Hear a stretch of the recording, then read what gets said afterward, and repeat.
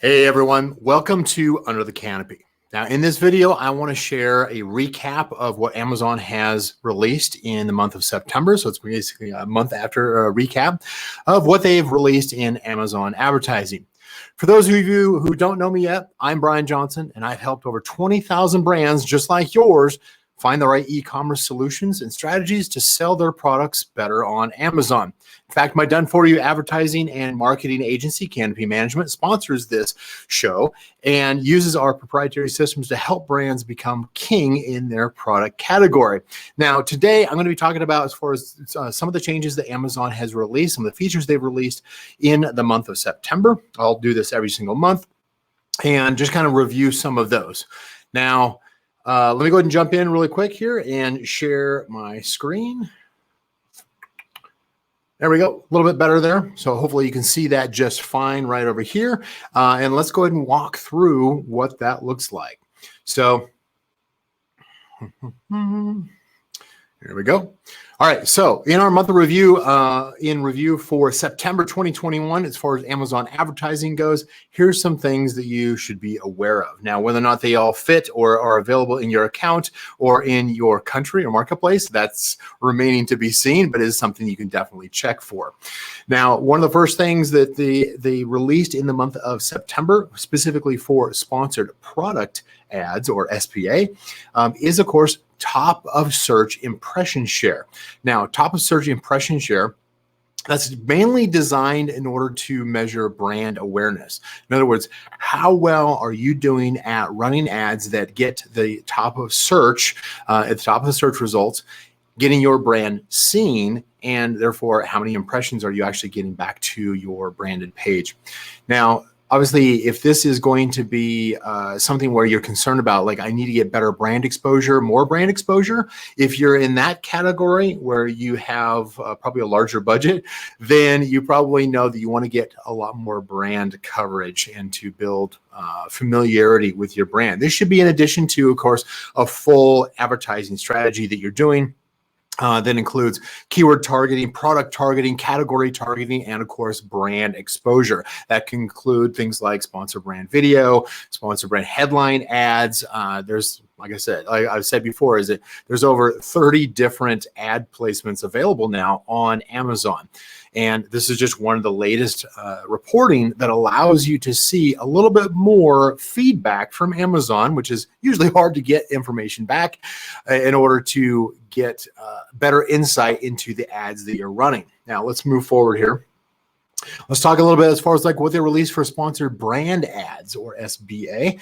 Of course, top of search impressions. So it's a revisit, exactly the same thing. They released it back out to sponsored product and sponsored brand ads. Again, this is going to apply to being able to measure your impression share. In other words, how many of the views that you are getting compared to others in your category, so that you know, okay, am I being aggressive enough relative to my competition? Now, this does kind of serve Amazon's own pockets, as they usually do, and that's one of the reasons why they provide this kind of reporting, is because they want to, obviously, they want you to be more competitive and to be compelled to compete with your competitors and say, like, I want to have a higher impression share. And it's kind of like bidding. It's just like another fold on bidding for a keyword is if everybody's trying to, vie for number one position, or in this case, the top of search, then you're likely to spend more in order to get there. So it's clever on Amazon Spot. Now, sponsored display is actually where they released quite a few things in September. So let's talk about sponsored display. Now, if we look at the four we've got here, we've got dynamic segments launch for sponsored product targeting.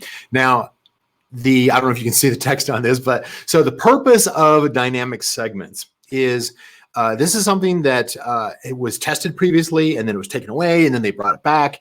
And they've done that a couple of times with sponsored display. And so what this is designed to do is this is to help you reach relevant audiences, obviously, on popular detail pages of other similar and complementary products. Now, the way that they measure this, of course, the way that they say that this is best for targeting is those that are most likely to help click and help drive traffic to your advertising products with filtering based off of brand, price, star rating, and prime delivery eligibility. Now, those filters are very important. This is something you'll hear me teach, especially when it comes to category targeting.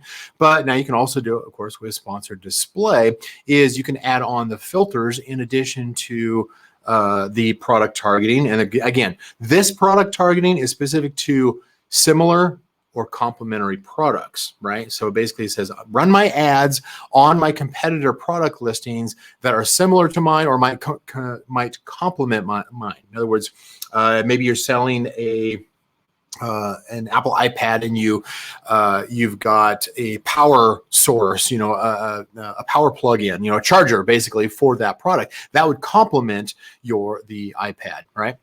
Now, the filtering that I was talking about as far as the brand, price, star rating, and prime delivery, these are great to actually mesh together sometimes. You can try them independently and just test those out to see what works best for you. But I would absolutely, if you are currently selling FBA, especially this year, Q4, we're going to run into a lot of situations where you've got competition who can't get stock into FBA. Either they didn't get their boat that came in from China, or they don't have Amazon's only allowing them a limited number of products in order to be shipped in, or it takes longer to check in.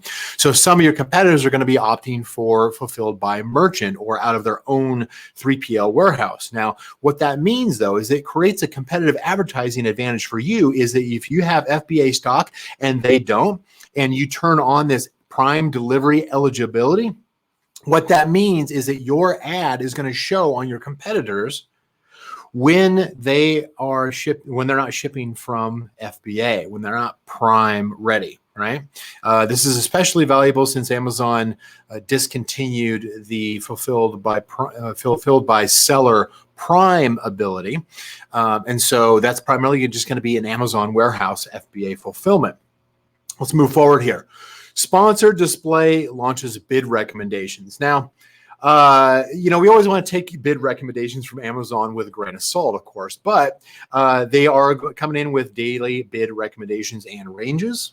Now, this is going to be calculated. I summarize this. So it's going to be calculated by analyzing a group of winning, most likely to help delivery of ad impressions, of winning bids for recent similar ads for your category. Basically, what this is saying is that when you've got competition who's running ads within your category, that's the key part there, then who actually won the ad impression. Doesn't mean they got a click, doesn't mean they got a sale. They simply just won an ad impression because they're qualified. Now, we all know, well, at least you should know by now, based off of how much I harp on it, is bids is not the only trigger. In fact, it's the last trigger in the line of the ad auction to show your ad. Circle back around with me. I can, like message me or something, or comment if you need help finding the video that I did specifically as far as like how the ad auction works. I can go back through that with you. But bid is not the first priority, as many of you have been led to believe, but it is the last trigger in the ad auction. Now, let's keep moving forward here. Sponsor display new to brand metrics. This is kind of tying in. This is very similar to. Well, okay, this is not necessarily like once you've got brand share, right, that we had over in sponsored products and sponsored brand ads. With sponsored display, they are now adding in, which is, you've probably recognized this from sponsored brand ads, but this, the new to brand metrics is essentially a way of saying, like, how many new customers did I get shopping? As opposed to repeat customers that simply saw my ad and then it's like, oh, you know what, that's the product that I want, I'm going to reorder it.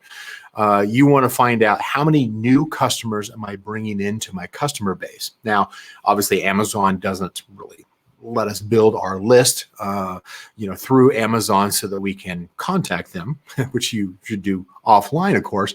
But It does give you a better measure if you're trying to build out the number, the width of your target audience and the number of new shoppers that are aware of your brand, aware of your product, purchasing your product. You've got the ability to actually report on that and say, okay, these new conversions, these new clicks and conversions are new to my brand as opposed to returning customers, okay?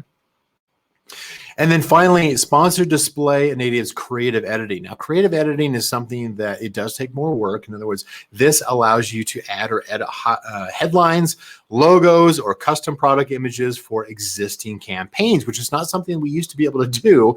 But they've been introducing that to sponsored brand ads, and now they've rolled it over to sponsored display ads, kind of a luxury we've had over in DSP world.